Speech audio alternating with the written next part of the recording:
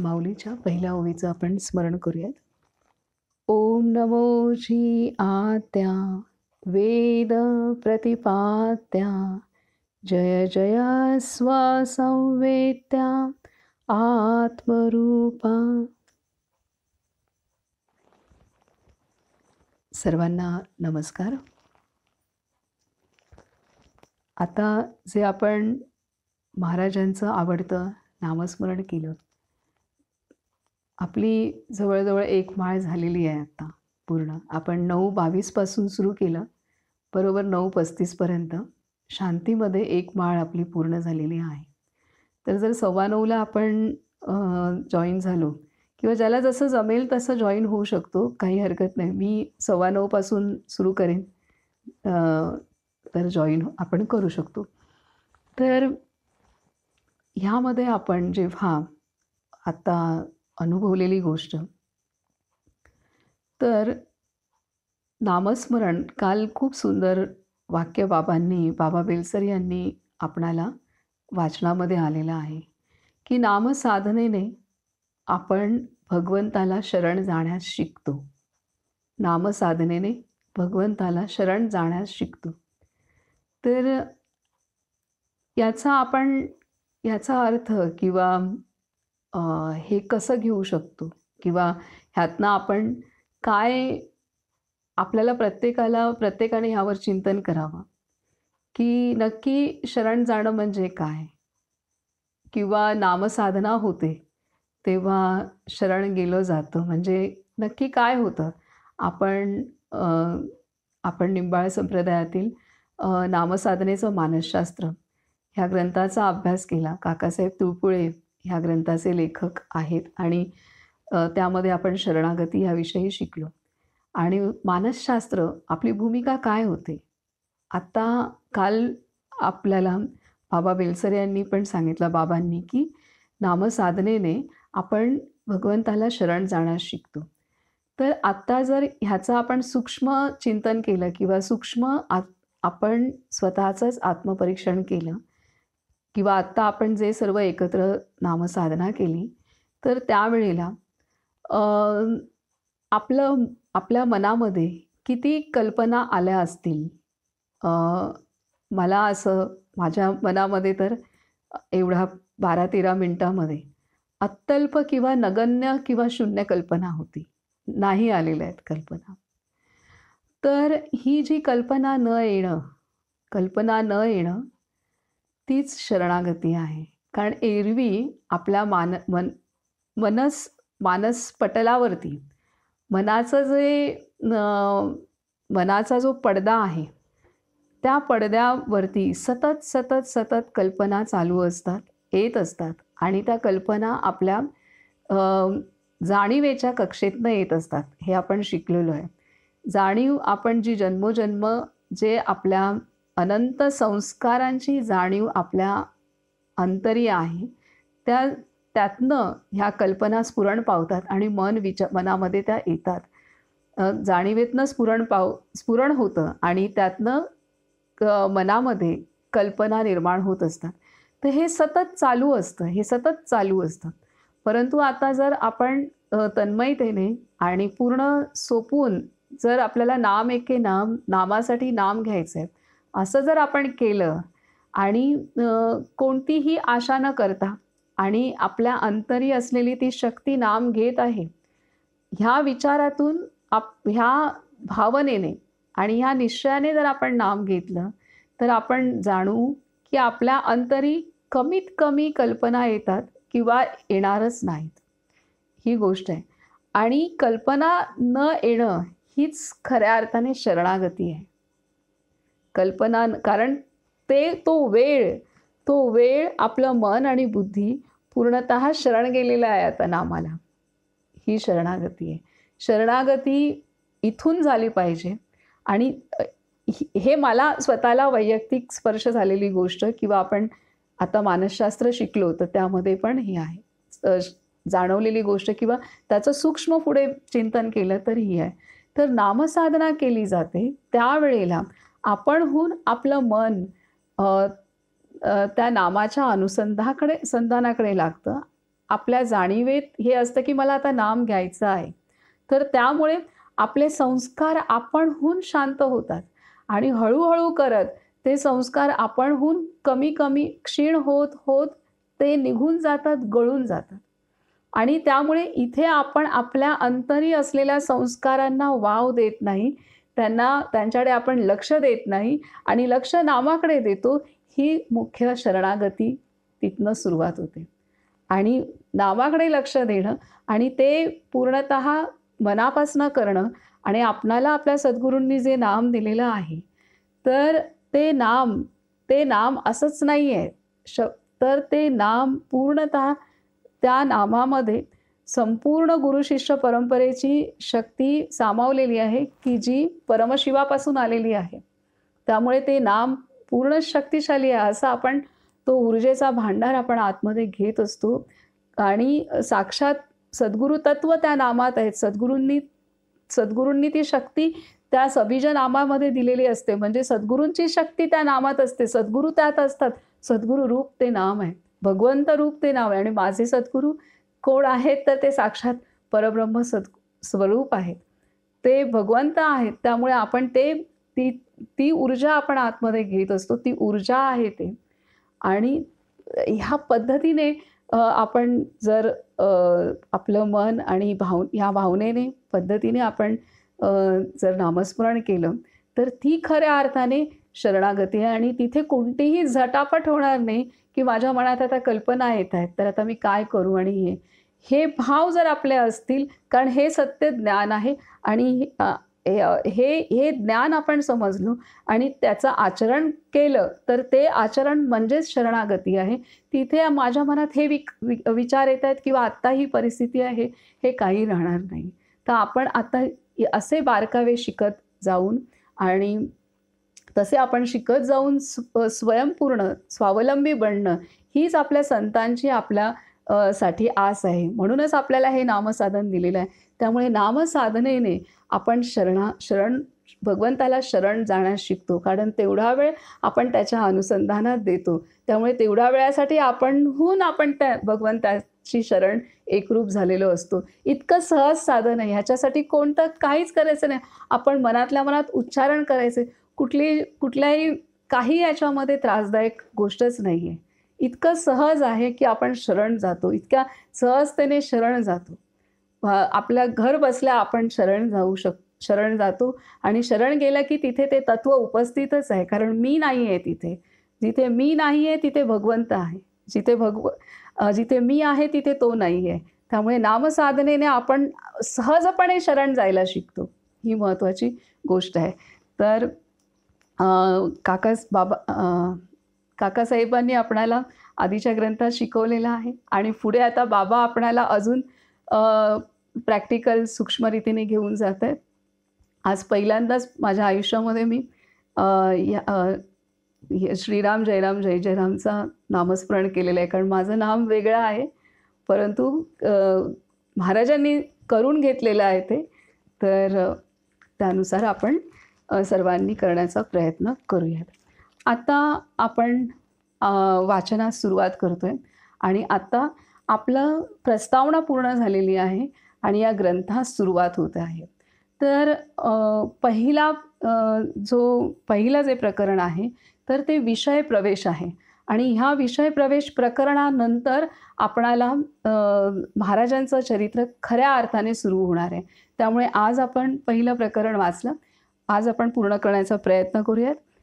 नाही झालं तर थोडंसं उद्या होईल आणि त्यानंतर उद्यापासून महाराजांचा जन्म कसा, महाराजांचं घराणं कोणतं, हे सर्व उद्यापासून होईल. तर आत्ता आपण सुरुवात करतोय. विषय प्रवेश. आजच्या प्रकरणाचं नाव आहे विषय प्रवेश. ब्रह्मविद्या. पहिला मुद्दा आहे ब्रह्मविद्या. मानवी जीवनाला योग्य वळण देऊन माणसाला खऱ्या अर्थाने माणूस बनविण्याचे काम संस्कृती करते.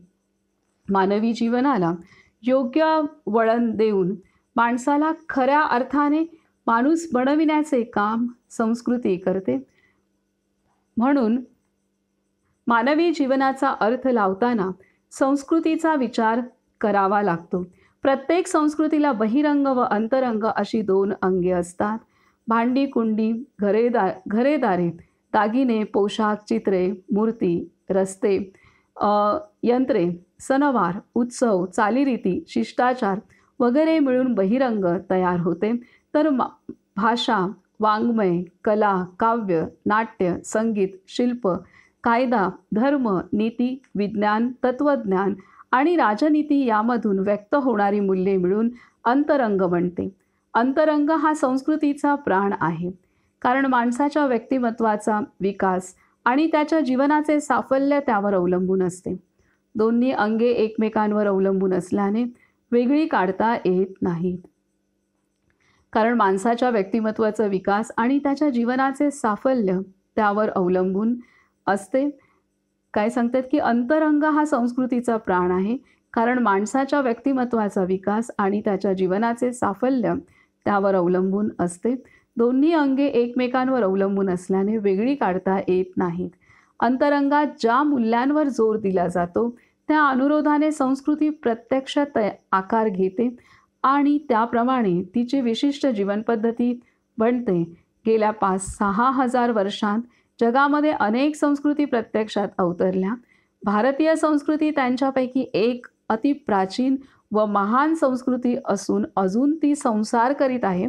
तिच्या अंतरंगामध्ये ब्रह्मविद्येला सर्वश्रेष्ठ स्थान दिले आहे. तिच्या आयुष्यात आजपर्यंत अनेक चढउतार आले, अनेक चढउतार झाले, पण ज्या वेळी तिच्यामध्ये मोठ्या व्यापक स्वरूपाच्या क्रांत्या झाल्या त्यावेळी ब्रह्मविद्या किंवा अध्यात्मविचार हाच त्यांचा पाया होता, असे इतिहास सांगतो. सध्या विज्ञान संस्कृतीने आपला संसार थाटलेला असून जगातील सर्व समाजाचे व्यावहारिक जीवन तिने साफ बदलून टाकले आहे. असे जरी असले तरी आपण भारतीय लोक ब्रह्मविद्येला म्हणजे आध्यात्मिक अनुभवावर आधारलेल्या संत जीवनाला सर्वश्रेष्ठ मानतो. मी कोण, हे जग काय, माझा व जगाचा खरा संबंध कोणता, मानवी जीवनाचे अंतिम ध्येय कोणते, हे सनातन प्रश्न विज्ञानाच्या शिखरावर आरूढ झालेल्या 20व्या शतकातील माणसाला सुटलेले नाहीत. या कारणाने देहाच्या सुखसोयींची लूट असून सुद्धा माणसाच्या मनाला खरे समाधान लाभलेले नाही. जेथे समाधान नाही तेथे शांती कशी नांदणार? देहाच्या गरजा भागल्यानंतर फक्त अध्यात्म विचारानेच मनुष्याला जीवनाचा खरा अर्थ समजतो. तो अर्थ समजला की त्याचे सर्व प्रश्न सुटतात आणि मग ब्रह्मविद्येच्या उपासनेने त्याला पूर्ण शांतीचा प्रत्यक्ष अनुभव येतो. हा साक्षात्कार भारतीय विचारवंतांना अगदी पूर्वी म्हणजे उपनिषदकाली स्पष्टपणे झाला. म्हणून आत्मशक्तीचा शोध व आत्मतत्वाचा बोध या आध्यात्मिक मूल्यांचा पुरस्कार भारतीय थोर पुरुष आजपर्यंत सतत करीत आले आहेत. आत्मसाक्षात्कारांतून प्रकट होणारे दिव्य आध्यात्मिक सामर्थ्य ध्येय म्हणून त्यांनी समाजासमोर ठेवले. ब्रह्मविद्येची ही परंपरा आपल्या देशामध्ये आजपर्यंत अविच्छिन्नपणे टिकली आहे. ती कशी टिकून राहिली हे मानवी इतिहासातील एक भारी आश्चर्यच आहे. तर इथे आपलं संस्कृती जी आहे ही संस्कृती निर्माण होण्यामध्ये अंतरंग जे आपली मानस भूमिका आहे, आपलं ज्ञान आहे, भावना आहेत, विचार आहेत, संस्कार आहेत, ह्यावरून आपलं बहिरंग अवलंबून असतं. जसा माणूस विचार करतो त्या पद्धतीने त्याचं खाणपान, राहणीमान, त्याची बाहेरची वागणूक सर्व काही असते आणि त्यानुसार आपली संस्कृती घडत असते. आणि इथं भारतीय संस्कृतीचं विशेष महत्त्व हे दिलेलं आहे की भारतीय संस्कृतीचा आधारच मूळ हे ब्रह्मविद्या आहे, म्हणजे आध्यात्मिक ज्ञान. मी कोण, हे सृष्टी जगत कसं निर्माण झालं आहे आणि ह्या जीवनाचं ध्येय काय असलं पाहिजे. तर हा सर्व अभ्यास आपल्या ऋषीमुनींनी वेदकालापासून केलेला आहे. तर इथे आपल्या भारतीय वैदिक परंपरेपासूनच आपल्या ऋषीमुनींनी ही साधनेच्या आधारे हे सर्व अनुभवलेलं आहे आणि ते वैदिक परंपरेत वेद उपनिषद कालामध्ये वेद आणि उपनिषदांच्या माध्यमातून त्यांनी हे त्याचे डॉक्युमेंटेशन लिहून ठेवलेलं आहे, त्यांनी जे अनुभवले ते. आणि तेव्हापासून ही जी गंगा आहे, ज्ञानगंगा आहे, ही अखंड अविरत चालू आहे. आणि ते आत्तापर्यंत वेद उपनिषदकार म्हणजे ऋषीमुनी महर्षी ह्यांचा काळ, तेव्हापासून ते वैदिक परंपरा, त्यानंतर जी 4 युगं झाली, सतयुग, त्रेता, द्वापर आणि आता कलियुगाच्या अंतापर्यंत, ते आत्ता संत आत्ताच्या काळामध्ये संतांनी ते ज्ञान अनुभवलंय. आत्तासुद्धा संतांनी ते ज्ञान प्रत्यक्ष अनुभवलंय. जे वेदांनी सांगितलं ते प्रत्यक्ष अनुभवलं, त्यातनं अनुभव घेतले आणि ते अनुभव लिहून ठेवलेले आहेत ग्रंथांच्या रूपात, दोह्यांच्या रूपात, श्लोकांच्या रूपामध्ये. हे प्रत्येक संताने आपलं ते काम केलेलं आहे, हे डॉक्युमेंटेशन आहे. तर त्यामुळे आपल्या परंपरेत हे ज्ञान अखंड चालत आलेलं आहे. आणि हीच भगवंताची योजना आणि हा चमत्कारच आहे. इतकं अखंड अविरत चालत राहणं हे ईश्वरी कार्याशिवाय होऊ शकत नाही. ते इथे सांगितलेलं आहे की बाबांनी. आता पुढे सांगतात दुसरा मुद्दा, की संत हा आदर्श पुरुष. संत हा आदर्श पुरुष.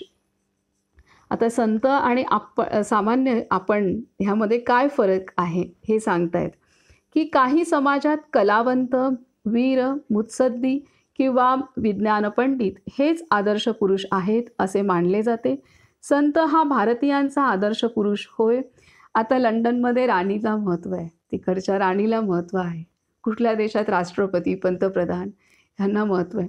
पण आपल्या भारतात संतांपुढे सर्वच जण झुकतात, ही गोष्ट आहे. तर इथे सांगतात की काही समाजात कलावंत, वीर, मुत्सद्दी किंवा विज्ञान पंडित हेच आदर्श पुरुष आहेत असे मानले जाते. संत हा भारतीयांचा आदर्श पुरुष होय. ह्या संस्कृतीची मूलभूत प्रेरणा जी ब्रह्मविद्या, ती ज्याच्या ठिकाणी बौभंशी साकार होते त्याला संत, साधू, सत्पुरुष, आत्मज्ञानी, ब्रह्मज्ञानी, महात्मा किंवा सद्गुरू म्हणतात. केवळ बाह्यांगाने पाहिले तर संतांचे व सामान्य माणसाचे जीवन यामध्ये फरक आढळेलच असे नाही. दोघांच्या अंतरंगात मात्र जमीन आसमानाचा फरक असतो. मी देहाचा आहे, नव्हे मी देहच आहे या निश्चयाने सामान्य मनुष्य असतो, तर मी देवाचा आहे या निश्चयाने संत जगतो. आता आपल्यासारख्या सामान्य आणि संतांमध्ये काय फरक आहे? आता आपण सामान्य नाही राहिलो आहे, आपणाला आपल्या संतांनी जवळ केले. आपण सामान्याचे आता निदान जिज्ञासू, मुमुक्षू किंवा साधक ह्यापैकी आहोत आता. तर त्यामुळे आता आपण त्यांचे झालो आहोत. त्यांनी तरी आपल्याला जवळ घेतले. आपण आता हळूहळू करत त्यांचं होण्याचा प्रयत्न करत आहोत, त्या मार्गावर आहोत. त्यामुळे आपण सामान्य नाही हे पण डोक्यातनं काढून टाकलं पाहिजे. कारण आपण स्वतःला सामान्य समजलं तर सामान्यांसारखंच वागणार संतांचे होऊन सुद्धा. त्यामुळे आता भान असलं पाहिजे की मी कोण आहे. आता मी सामान्य नाही राहिलो आहे, हे पहिलं भान असणं अत्यंत आवश्यक आहे. आपल्याला एवढ्या मोठ्या संतांचा अनुग्रह मिळाला आणि आपण स्वतःला सामान्यच समजत असू तर आपण त्या गुरुपरंपरेचा पूर्ण अनादर करतोय. ही गोष्ट कायम लक्षात ठेवली पाहिजे. तर त्यामुळे आता आपण सामान्य नाही, आपण निवडलेले आहोत. आपली निवड झालेली आहे आणि निवड करणारा साक्षात असे संत आहेत की जे परब्रह्म स्वरूप झालेले आहेत. त्यामुळे त्यांची निवड चुकू नाही शकत. आपल्याला आपली जाणीव नसेल आपण कोण आहोत, तरीसुद्धा त्यांना जाणीव आहे त्यांना माहीत आहे आपण कोण आहेत. त्रिकालदर्शी आहेत ते. त्यामुळे त्यांची निवड कधीच चुकू शकत नाही. हळूहळू आपण आपल्या अंतरी असलेलं आपण जर शरण गेलो, आपण जर ह्या नामसाधनेच्या आधारे शरण गेलो, तर हळूहळू करत आपल्याला आपला नवीन परिचय होऊ शकतो, होणारच आहे. तर इथं ते सांगतायत. तर इथे सांगतायत, आपण पुन्हा वाचू, की काही समाजात कलावंत, वीर, मुत्सद्दी किंवा विज्ञान पंडित हेच आदर्श पुरुष आहेत असे मानले जाते. संत हा भारतीयांचा आदर्श पुरुष होय. या संस्कृतीची मूलभूत प्रेरणा जी ब्रह्मविद्या, ती ज्याच्या ठिकाणी बौवंशी साकार होते त्याला संत, साधू, सत्पुरुष, आत्मज्ञानी, ब्रह्मज्ञानी, महात्मा किंवा सद्गुरू म्हणतात. केवळ बाह्यांगाने पाहिले तर संतांचे व सामान्य माणसाचे जीवन यांमध्ये फरक आढळेलच असे नाही. बाह्यदृष्ट्या तर सर्वच दिसतात. आता संतांचे पण संसार असतात, त्यांना पण मुलं-बाळं होतात, ते पण व्यवसाय करतात. कधी काही आता महाराजांना तर कोर्ट कचेऱ्यांमध्ये काही केसेस पण साठी जावं लागलेलं आहे. असं सर्व काही करतात. कोण संत साहुकारी आहेत, कोण चांभार आहे, कोण कुंभार आहे, हे सगळं आहे, कोण माळी आहे, कोण काय, हे सगळं आहे. तर त्याच्यामुळे बाह्य अर्थाने ते आपल्यासारखेच दिसतात. तर तेच सांगतायत, की केवळ बाह्यांगाने पाहिले तर संतांचे व सामान्य माणसाचे जीवन यांमध्ये फरक आढळेलच असे नाही. आपल्यासारखेच त्यांचं बाह्य जीवन आपल्याला दिसतं. त्यात काही फरक विशेष नसतो. दोघांच्या अंतरंगात मात्र जमीन आसमानाचा फरक असतो. मी देहाचा आहे नव्हे, मी देहच आहे या निश्चयाने सामान्य मनुष्य असतो, तर मी देवाचा आहे या निश्चयाने संत जगतो. देहांतून किंवा इंद्रियांपासून मिळणारे सुख हेच आपले जीवन सर्वस्व असे सामान्य मनुष्य मानतो, तर भगवंतापासून मिळणारा अतींद्रिय आनंद आपले जीवन सर्वस्व आहे असे संत समजतो. सामान्य मनुष्याचे आचार, विचार व उच्चार पैसा आणि प्रतिष्ठा यांच्या भोवती भ्रमण करत असतात, तर संतांचा देह व जीव सच्चिदानंद आत्म्याशी समरस होण्याच्या प्रयत्नात असतात. सामान्य मनुष्य विकारांचा दास असतो, तर संत त्यांचा स्वामी असतो. सामान्य मनुष्याचे मन सुखदुःखांनी हेलकावे खाते, तर संत सुखदुःखांनी विचलित होत नाही. कसे होईल, काय होईल ह्या भीतीमुळे सामान्य माणसाला काळजी व तळमळ लागते, तर जे घडते ते भगवंताच्या इच्छेने घडते या खात्रीमुळे संताला कधी काळजी लागत नाही. सामान्य मनुष्य स्वार्थी असतो व आपल्या नात्याच्या माणसांवर ममत्वाने प्रेम करतो, तर संत निस्वार्थी असतो व सर्व माणसांवर सारखे प्रेम करतो. सामान्य माणसाला अज्ञानामुळे जीवनाचा खरा अर्थ कळत नाही, म्हणून तो वासना तृप्त करण्याच्या नादी लागतो, तर संताला आत्मज्ञानामुळे जीवनाचा खरा अर्थ कळतो, म्हणून तो आपली वासना भगवंताला अर्पण करतो. सामान्य मनुष्याचे मन कर्म करताना फलाशेत गुंतून पडते, तर संताचे मन कर्तव्यापुरतेच कर्मात राहून कर्माचे फळ भगवंताला अर्पण करते. सारांश, देहसुख, पैसा व प्रतिष्ठा हीच सुखाची साधने आहेत असे मानणाऱ्या सामान्य माणसाला देहबुद्धीमुळे असमाधान राहते, तर आत्मसुख, भक्ती आणि निस्वार्थी प्रेम हीच सुखाची साधने मानणाऱ्या संतांचे जीवन आत्मबुद्धीमुळे समाधानाने भरून राहते. काय सांगतायत? देहसुख, पैसा व प्रतिष्ठा हीच सुखाची साधने आहेत असे मानणाऱ्या सामान्य माणसाला देहबुद्धीमुळे असमाधान राहते, तर आत्मसुख, भक्ती आणि निस्वार्थी प्रेम ही सुखाची साधने मानणाऱ्या संतांचे जीवन आत्मबुद्धीमुळे समाधानाने भरून वाहते. तर हा जमीन आसमानचा फरक आहे. संतांनी साधनेच्या आधारे, नामसाधनेच्या आधारे आपल्या गुरुपदेशानुसार आचरण करून त्यांनी जे साधन केलेलं आहे त्या आधारे संतांनी आपल्या अंतरी असलेलं आत्मतत्व प्रत्यक्षात पाहिलेलं आहे, प्रत्यक्षात त्याची अनुभूती घेतलेली आहे आणि त्यामुळे जिथे तिथे हे संपूर्ण चराचर विश्व त्याच तत्वाने भरून व्यापलेलं आहे.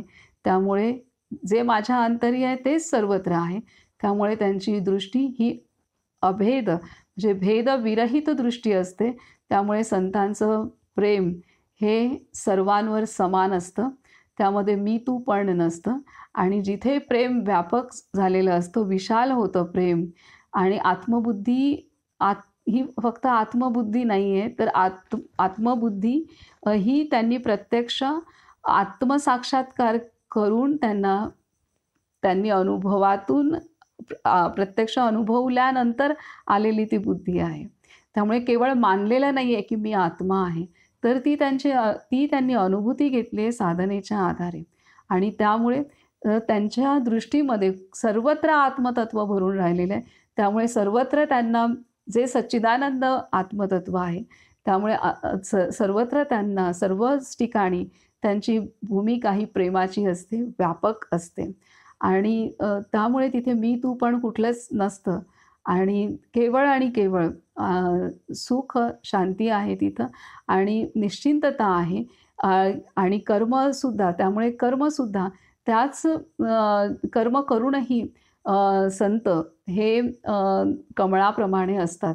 कारण ते त्यांचं कर्मसुद्धा आत्मिक बुद्धीतून आत्मिक दृष्टीने ते पूर्णतः निष्काम कर्म झालेलं असतं. कर्तव्यापुरतं कर्म होऊन करून ते मोकळे झालेले असतात. तर हे महत्त्वाचं आहे. आता काल बाबांनी आपणाला सांगितलेलं आहे, की खरं यश तेच की ज्यामध्ये समाधान आहे. समाधानी जीवन हे खरं यश आहे.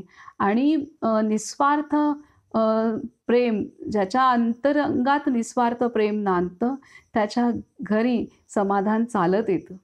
ज्याचं प्रेम निस्वार्थी आहे, त्याच्या घरी समाधान चालत येतं. ही काल खूप मोठं वाक्य बाबांनी सांगितलेलं आहे. आणि महाराजांनी असंच निस्वार्थ प्रेम आपल्या सर्वच आपल्या आश्रयाला येणाऱ्या साधकांवरती केलेलं आहे. आणि प्रत्येक संत असंच निस्वार्थ प्रेम आपल्याकडे आलेल्या सर्वच जीवांवर करतात.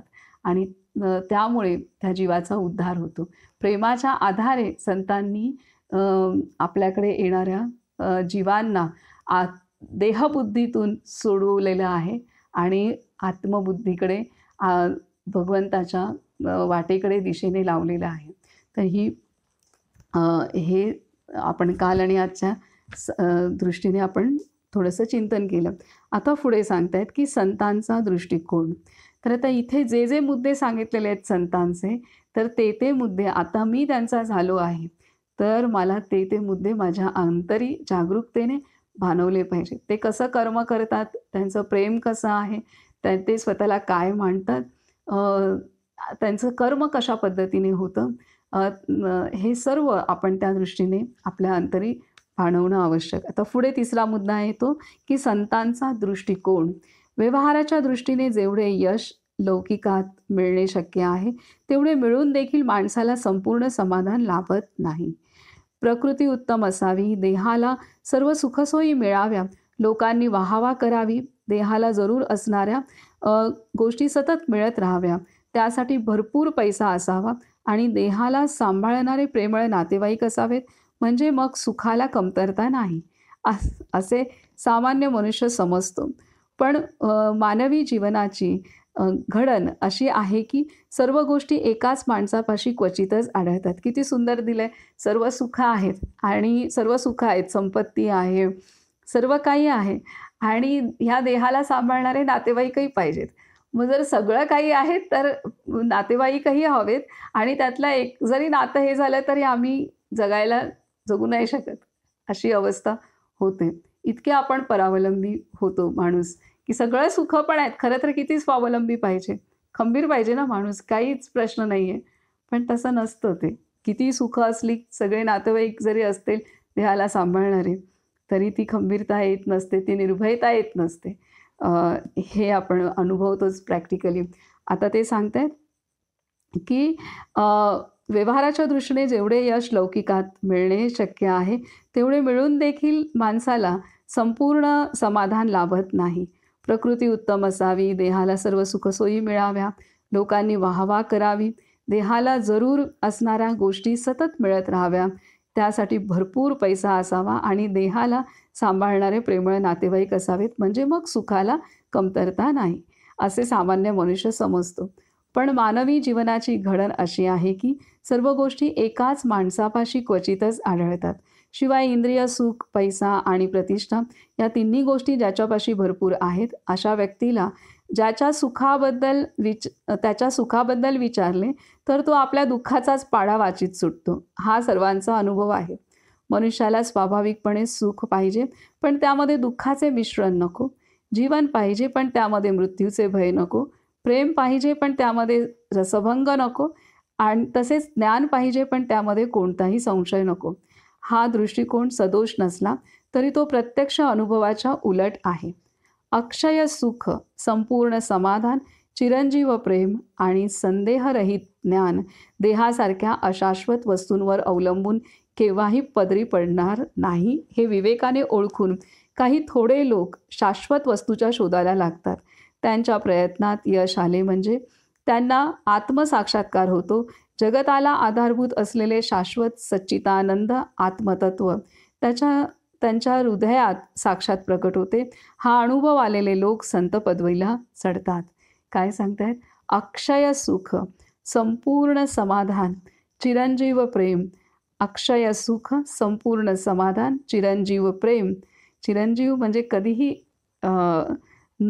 कायम असणारं प्रेम, कधीही नष्ट न होणारं, विनाश न पावणारं प्रेम आणि संदेहरहित ज्ञान देहासारख्या अशाश्वत वस्तूवर अवलंबून केव्हाही पदरी पडणार नाही. हे विवेकाने ओळखून काही थोडे लोक शाश्वत वस्तूच्या शोधाला लागतात. त्यांच्या प्रयत्नांत यश आले म्हणजे त्यांना आत्मसाक्षात्कार होतो. जगताला आधारभूत असलेले शाश्वत सच्चिदानंद आत्मतत्व त्यांच्या हृदयात साक्षात प्रकट होते. हा अनुभव आलेले लोक संत पदवीला चढतात. अर्थात संतांच्या व सामान्य माणसाच्या जीवनसंबंधी दृष्टिकोनात मूलग्राही फरक पडतो. आत्मवस्तूचे दर्शन झाल्यामुळे संताला कृतकृत्यतेची भावना येते. आत्मसाक्षात्कारातून उदय पावलेल्या ज्ञानाने मी कोण, हे जग काय वगैरे सनातन प्रश्नांची खरी उत्तरे त्याला मिळतात. त्यामुळे त्याचे जीवन संपूर्ण समाधानी व आनंदमय बनते. शिवाय आत्मज्ञानातून एक नवीन अभूतपूर्व सामर्थ्य त्याच्या ठिकाणी उत्पन्न होते. या सामर्थ्याच्या जोरावर काळजी, तळमळ, दुःख व मोह यांपासून तो कायमचा मुक्त होतो. जे सामान्य लोक योग्य दृष्टी ठेवून संतांची संगत करतात त्यांना वरील दृष्टिकोनाची प्रचिती आल्याशिवाय राहत नाही. तर इथे खूप सुंदर रीतीने सर्वसामान्य सर्वांचं जीवन आपण देहाच्या सुखावरती अवलंबून असतं आणि देहाला जे सुख होईल मग ती नात्यातून, पैशातून, आरोग्यातून, संपत्तीतून हे जे सुख होईल ते सुख वाटतं आणि तरीसुद्धा त्यामध्ये अपूर्णत्वच आहे ह्याची प्रत्येकाला जाणीवही असते. तर इथे आपल्या सर्व संतांनी जाणलं आहे की ह्यातनं मिळणारं सुख हे विनाशी आहे, क्षणभंगूर आहे आणि अपूर्णत्वाकडेच घेऊन जाणारं आहे. त्यामुळे संतांनी सुख शोधण्याचा प्रयत्न केला आणि त्या प्रयत्नात संतांनी आत्मअनुभूती प्राप्त करून घेतली, आत्मसाक्षात्कार त्यांना झाला आणि तिथं त्यांना सर्व काही गवसलं. असंदेहरहित ज्ञान, अविनाशी सुख, अविनाशी प्रेम हे सर्वच त्यांना उमजलं आणि तोच संदेश तोच दृष्टिकोन ते आपल्याकडे येणाऱ्या प्रत्येक शरण आलेल्या, आपल्या आश्रयी आलेल्या प्रत्येक जीवाला तोच दृष्टिकोन ते देत आहेत. म्हणून त्यांच्या संगतीत राहून आपण तो दृष्टिकोन सहज आत्मसात करू शकतो आणि त्या दृष्टीने वाटचाल करू शकतो. पुढे सांगतायत की संतांचा लोकसंग्रह. सर्व देशांमध्ये सर्व काली संत किंवा सत्पुरुष निर्माण होतात. भारतामध्ये मात्र त्यांची संख्या मोठ्या प्रमाणात आढळते.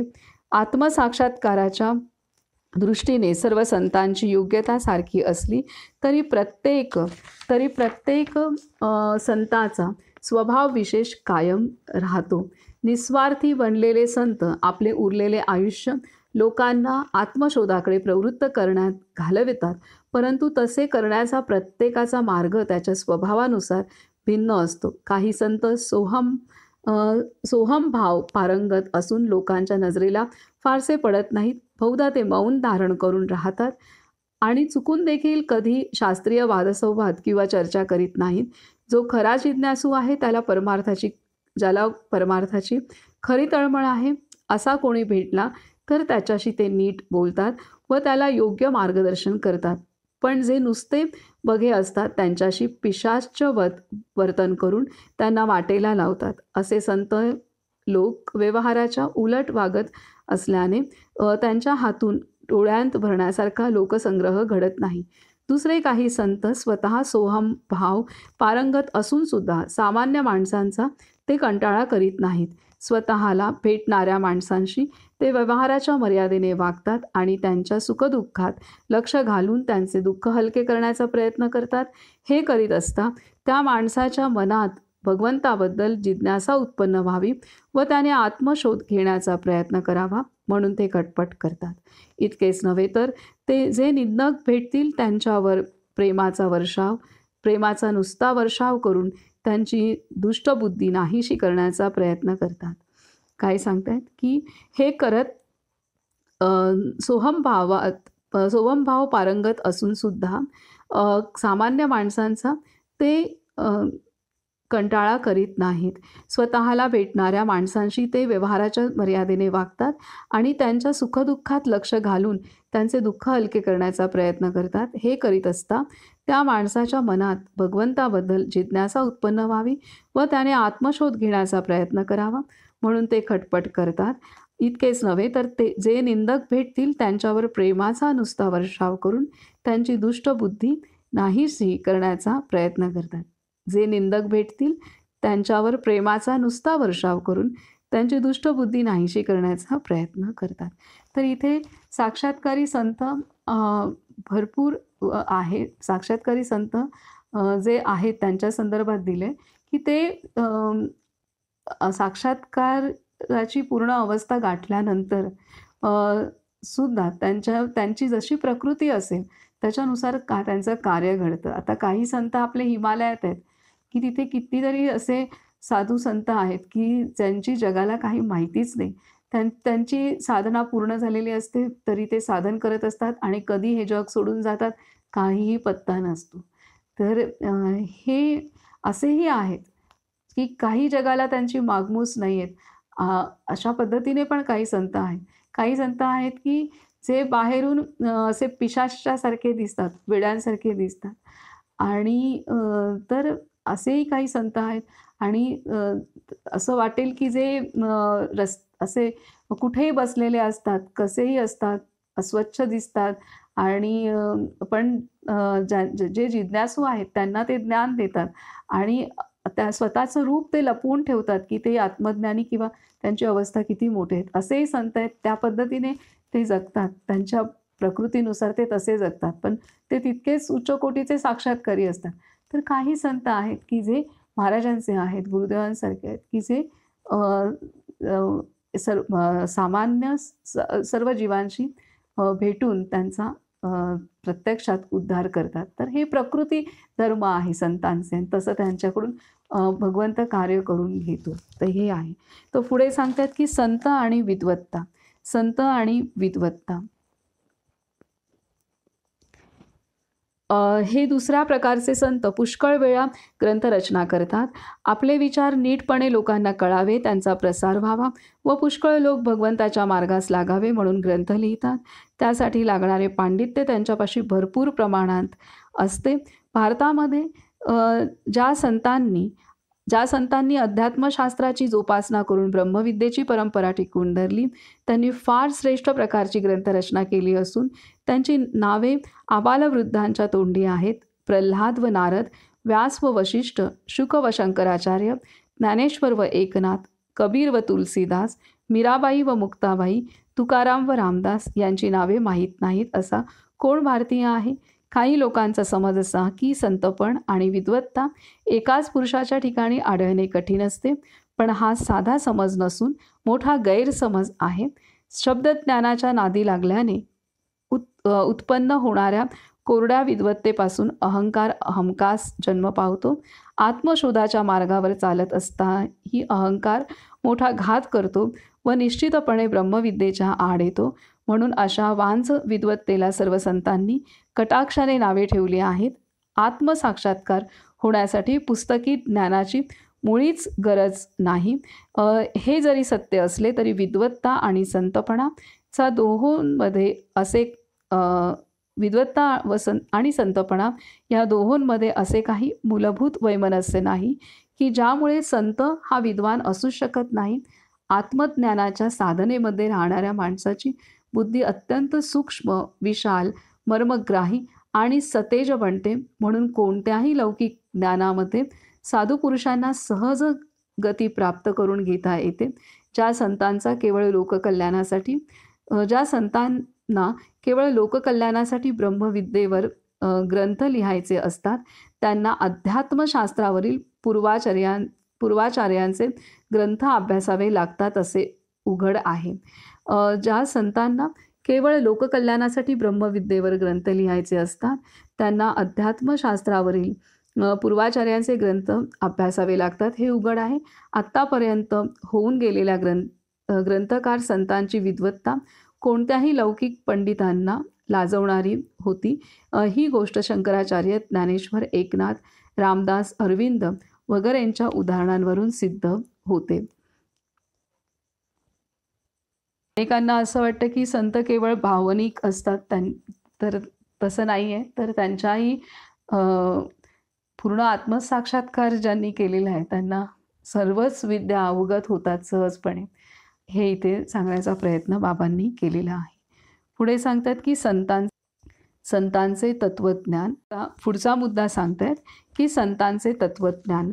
संतांच्या तत्वज्ञानाला अध्यात्मदर्शन म्हणतात. संतांच्या तत्वज्ञानाला अध्यात्मदर्शन म्हणतात. सिद्धांत आणि साधना अशी त्यांची 2 अंगे आहेत. प्रत्येक ग्रंथकार संत आधी आत्मवस्तूचा साक्षात अनुभव घेतो आणि मग ग्रंथरचनेला हात घालतो. आधी केले मग सांगितले ही संतांची भूमिका असल्याने त्यांचे ग्रंथ एका बाजूने जसे तर्कसिद्ध असतात तसे दुसऱ्या बाजूने प्रयोगसिद्ध असतात. प्रतिमेच्या लोंढ्यामुळे पुष्कळ वेळा त्यांचे उद्गार काव्याचे रूप धारण करतात. म्हणून काव्य या दृष्टीने देखील संत वाङ्मयाला उच्च पद प्राप्त झाले आहे. सिद्धांताच्या दृष्टीने संतांचे म्हणणे असे की आपल्या इंद्रियांना दिसणारे हे विश्व अनंत असले तरी ते सतत पालटते, देशकालाच्या मर्यादेमध्ये वावरते आणि अपूर्णपणाने भरलेले अनुभवास येते. त्याच्या मागे आपल्या इंद्रियांना न दिसणारे, कधीही न पालटणारे, देशकालाच्या मर्यादा ओलांडणारे आणि पूर्णपणाने विलसणारे असे एक तत्व आहे. त्याला ब्रह्म किंवा परमात्मा असे म्हणतात. परमात्मा एकच असून सर्वव्यापी आहे, सर्व भेदांच्या अतीत आहे. अचर, अमर व निर्गुण असणारा परमात्मा स्वतः सिद्ध, स्वयंप्रकाश आणि स्वयंभू आहे. तो आहे इतकेच त्याच्याबद्दल सांगता येते. इथे संतांनी जे ग्रंथरचना केलेली आहे, तर ती ग्रंथरचना त्यांनी कोणत्याही पुस्तकातून त्याचं मनन चिंतन वगैरे करून अशा पद्धतीने केलेली नाही आहे. त्यामागे वेद उपनिषदांच्या शिकवणीचा आधार निश्चित आहे, परंतु तो आधार त्यांनी प्रत्यक्षात साधना करून ते अनुभवलेला आहे आणि ते अनुभव मग त्यांनी ग्रंथांच्या रूपात लिहिलेले आहेत. त्यामुळे एका बाजूला सिद्धांत आहेत आणि दुसऱ्या बाजूला त्यांनी जे साधन करून, प्रयोग करून प्रत्यक्षात आपल्या अंतरी असलेल्या प्रयोगशाळेत, त्या प्रयोगशाळेत त्यांना जे दिसलेलं आहे ते त्यांनी पूर्णतः ते अनुभव एका बाजूला लिहिलेले आहेत असं आहे. त्याच्यामुळे आपल्या संतांच्या रचनेमध्ये तत्वज्ञान पण आहे आणि त्याच्यानंतर ते प्रयोग कसे करायचे आणि प्रयोग केल्यानंतर काय काय अनुभव येतात हे सर्व काही आहे इथे ते दिलेले आहे. आता त्यांनी पहिला मुद्दा सांगितला की हे जग सतत बदलणार आहे, पण ह्या जगाचा आधार जो आहे तो बाकी अमर, अविनाशी, निराकार, निर्विकारी असा आहे आणि ते परमात्मा तत्व आहे. जसा पिक्चरचा पडदा असतो त्याच्यावरती वेगवेगळे पिक्चर असतात, अगदी मराठी, हिंदी, इंग्लिश, जे काही त्या पडद्यावरती वेगवेगळे, पण पडदा कायम असतो एकच, पांढरा स्वच्छ. तो काही कुठलाही इंग्लिश पिक्चर लावा किंवा एखादा संतांचा पिक्चर लावा किंवा एखादा लहान मुलांचा काही पिक्चर लावा, त्या पडद्याला कुठलाच रंग लागत नाही. इंग्लिशचा पण नाही लागत, त्या लहान मुलांच्या पिक्चरचा कुठलाच नाही लागत, तो निर्विकार असतो. तसा हे जे विश्व आहे हे कायम बदलणारं आहे. यातली दृश्य बदलत असतात, परंतु त्याचा जो आधार आहे ते ज्यातनं ते निर्माण झालेलं आहे ते तत्व कायम तसंच असतं हे आहे. आणि निर्मिती करून सुद्धा ते तत्व आहे तसंच असतं, ही महत्त्वाची गोष्ट. त्याच्यात ते पूर्ण रूपाने स्थित असतं हे आहे. हे त्यांनी आपल्या संतांनी त्यांच्या ग्रंथात त्यांनी ते पाहिलंय, ते पाहिलंय, त्यांनी टिप्पणी करून ठेवलेली आहे जग बदलणार आहेत. ही केवळ भावना किंवा ही केवळ मान्यता असं नाही आहे. तर त्यांनी ते पाहिलंय की हे बदलते, पण एक तत्व असं दिसतंय की ते कायम आहे. हे त्यांना दिसतंय प्रत्येक आकारात, प्रत्येक ठिकाणी, प्रत्येक हे त्यांनी आपल्या ग्रंथांमध्ये नोंद केलेली आहे. तेच इथे सांगतात की सिद्धांताच्या दृष्टीने संतांचे म्हणणे असे की हे पहिला मुद्दा आपण पाहिला की परमात्मा एकच असून सर्वव्यापी आहे. सर्व भेदांच्या अतीत आहे. अचर, अमर व निर्गुण असणारा परमात्मा स्वतः सिद्ध, स्वयंप्रकाश आणि स्वयंभू आहे. तो आहे इतकेच त्याच्याबद्दल सांगता येते. आता दुसरा मुद्दा ते सांगतायत की त्या शुद्ध स्वरूपाचे ठिकाणी मी परमात्मा आहे, मी परमात्मा आहे असे स्वतःचे भान उत्पन्न होते. त्या शुद्ध स्वरूपाचे ठिकाणी मी परमात्मा आहे असे स्वतःचे भान उत्पन्न होते. या मीपणाच्या भानातून माया नावाची त्याचीच एक महान शक्ती प्रकट होते. शब्द दोन दिसले तरी परमात्मा व माया एकरूपच असतात. मायेतून परमात्म्याकडे पाहिले की तो सच्चिदानंद स्वरूप ईश्वर दिसतो. शक्ती स्वस्थ बसत नाही, ती सारखी गतिमान असते. म्हणून मूळ परमात्माच एकीकडे शिव व दुसरीकडे शक्ती बनून या विश्वाचा खेळ खेळतो.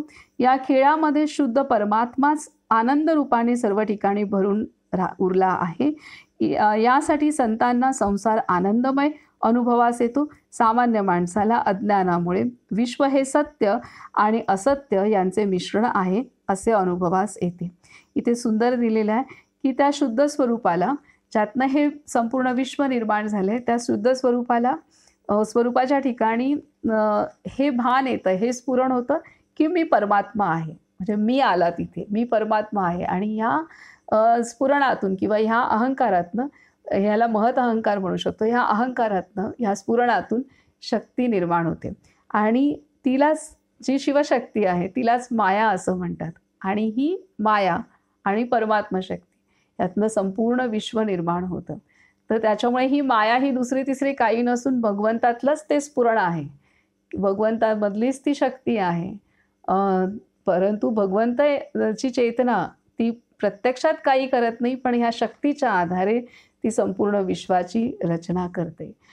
इथे माऊलींनी त्याला अंबुला आणि अंबुली असं म्हटलेलं आहे, पती पत्नी असं म्हटलेलं आहे. तर हे इथे सांगितलेलं आहे. आणि त्यामुळे संतांना हे विश्व माया आणि परमात्मा ह्यामध्ये भेद दिसत नाही. संतांना सर्वत्र आनंदच दिसतो. आपणाला दिसतं हे माया आहे, हे आपल्यासाठी भेद असतो, पण संतांना सर्वत्र आनंद स्वरूप विश्व हे दिसत असतं. पुढे सांगतात की विश्वाचा प्रधान धर्म सतत पालटणे हा होय. त्यावर कालाची सत्ता चालते. कालचक्र ईश्वराच्या इच्छेने फिरते. सर्व जीवांची उत्क्रांती व्हावी या विशिष्ट ध्येयाने विश्वातील घडामोडी घडतात. विश्वाच्या रचनेत चढती श्रेणी आढळते. प्राणहीन निर्जीव वस्तू अगदी खालच्या पातळीवर असतात, तर सजीव प्राणी वरच्या पातळीवर असतात. जीवाची उत्क्रांती होत होत पशु निर्माण होतो. पशुला अगदी स्थूल बुद्धी असते, पण पशुपासून निर्माण होणाऱ्या माणसात मात्र सूक्ष्म बुद्धी असते.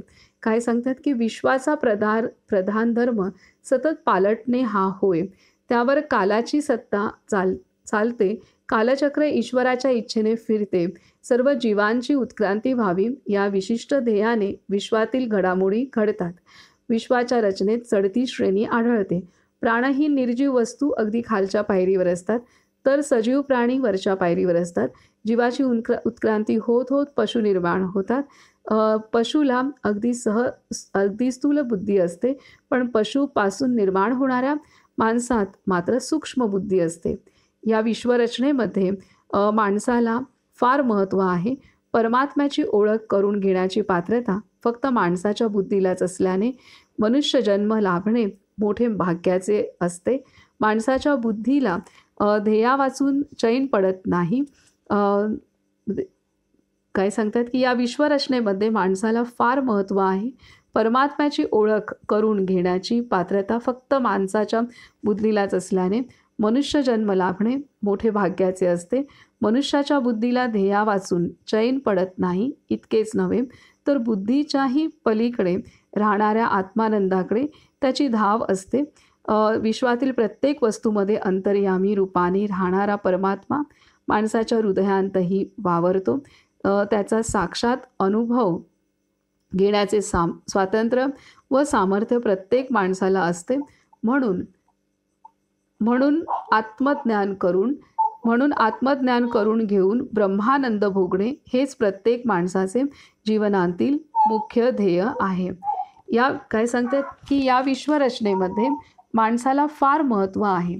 परमात्म्याची ओळख करून घेण्याची पात्रता फक्त माणसाच्या बुद्धीलाच.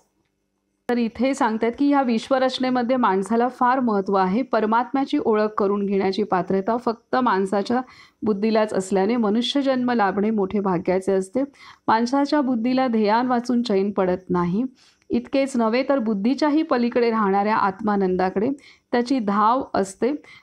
विश्वातील प्रत्येक वस्तूमध्ये अंतर्यामी रूपाने राहणारा परमात्मा माणसाच्या हृदयांतही वावरतो. विश्वातील प्रत्येक वस्तूमध्ये अंतर्यामी रूपाने राहणारा परमात्मा माणसाच्या हृदयातही वावरतो. त्याचा साक्षात अनुभव घेण्याचे स्वातंत्र्य व सामर्थ्य प्रत्येक माणसाला असते. म्हणून आत्मज्ञान करून घेऊन ब्रह्मानंद भोगणे हेच प्रत्येक माणसाचे जीवनातील मुख्य ध्येय आहे. तर इथं त्यांनी अशा पद्धतीने संतांचं तत्त्वज्ञान हे त्यांनी सांगितलेलं आहे की संतांनी आपल्या ग्रंथांच्या आधारे तत्त्वज्ञान प्रत्यक्ष अनुभवलेलं आहे आणि ते लिहून ठेवलेलं आहे. आणि त्यामध्ये त्यांनी पूर्णतः हे विश्व कसं बदलणारं आहे, प्रत्येक क्षणाला विश्वातले आकार दृश्य हे बदलत आहे, परंतु हे विश्व ज्यातनं निर्माण झालेलं आहे ती भगवंताची सत्ता मात्र कायम तशीच असते. आणि त्या संदर्भात सांगितलं की माया आणि परमात्म तत्व की कसं माया निर्माण झालेली आहे की भगवंताला स्फुरण होतं की मी परमात्मा आहे आणि या स्फुरणातून माया निर्माण होते की जी शिवशक्ती आहे आणि त्या मायेतनं संपूर्ण विश्व निर्माण होत असतं. तर त्याच्यामुळे आपल्यालाही माया आणि हा परमात्मा असा भेद वाटतो, परंतु पाहायला गेलं तर ह्या परमात्मा शक्तीतनंच ती शिवशक्ती माया निर्माण झालेली आहे. आणि संत आपल्या साक्षात्काराच्या आधारे हे सर्व जाणतात की कसं विश्व निर्माण झाले. त्यामुळे सर्वत्र त्यांना भेद दिसत नाही, तर सर्वत्र त्यांना सच्चिदानंद भगवंताचं स्वरूपच दिसतं. त्यानंतर सांगितलं की या विश्वामध्ये प्रत्येक जी घटना घडते ती समयानुसार भगवंताच्या योजनेनुसार आणि मानवाच्या कल्याणासाठी, विश्वाच्या कल्याणासाठी घडत असते. आणि माया आणि माया, प्रकृती आणि पुरुष म्हणजे माया आणि परमात्मा मिळून हे विश्व निर्माण होतं. त्यामध्ये निर्जीव वस्तू की ज्यामध्ये चेतना अगदी कमी हे इथे त्यांनी दिलं आहे की जी वस्तू निर्माण होतात तर सुरुवातीला प्राणहीन निर्जीव वस्तू निर्माण होतात, त्याच्यानंतर सर्व पशु पक्षी प्राणी निर्माण होतात आणि त्यानंतर सर्वश्रेष्ठ असा मानव निर्माण होतो. आणि ह्या मानवामध्ये क्षमता दिलेली आहे की भगवंताची अनुभूती करून घेण्याची क्षमता केवळ आणि केवळ मानवाला आहे. मानवी बुद्धीमध्ये ते सामर्थ्य त्यांनी दिलेलं आहे भगवंताने. त्यामुळे आपण मानवच भगवंताची अनुभूती घेऊ शकतो हे सामर्थ्य असलेली बुद्धी मानवाला प्रदान केलेली आहे. त्यामुळे आत्मसाक्षात्कार करून घेणं हे मानवी जीवनाचं खरं ध्येय असलं पाहिजे आणि खरं त्यासाठीच भगवंताने मानव तयार केलेला आहे हे संतांनी जाणलं. आणि त्यानुसार संतांनी आपल्या जीवनात, आपण मानव म्हणून जन्माला आलोय तर आपल्या जीवनाचं ध्येय हे आत्मसाक्षात्कार असलं पाहिजे हे संतांनी, ह्याची जाण संतांना झाली. त्या दृष्टीने संतांनी प्रयत्न केले आणि संतांनी आत्मसाक्षात्कार करून संतपद प्राप्त करून घेतलं. जीवनाचं खरं उद्दिष्ट त्यांनी गाठलं. तर इथं आपण थांबूयात आणि हे प्रकरण उद्या पूर्ण होईल.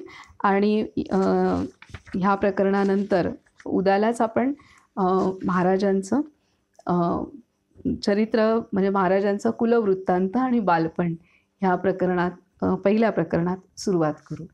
तर इथं आपण थांबूयात.